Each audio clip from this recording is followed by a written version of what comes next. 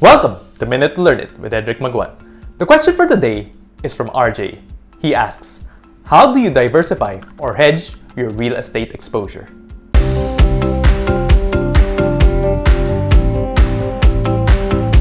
For real estate, there are three general types of risks that we can avoid or minimize. 1. Personal finance risk.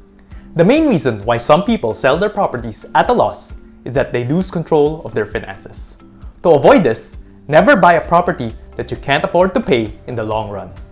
Manage and track your cash flow so you always maintain control. And always keep an emergency fund. 2nd, property risk.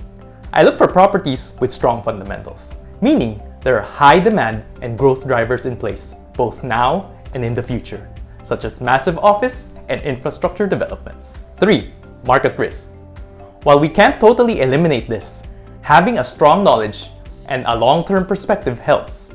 If you understand what you're getting into, hindi ka magpapanik or make poor decisions kahit may short-term market changes. So there you have it. If you have questions that you'd like me to cover in my future videos, comment down below.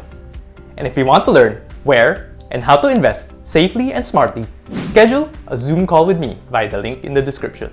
See you guys next time! Check out my other videos and follow me on Facebook and Instagram for more investment tips.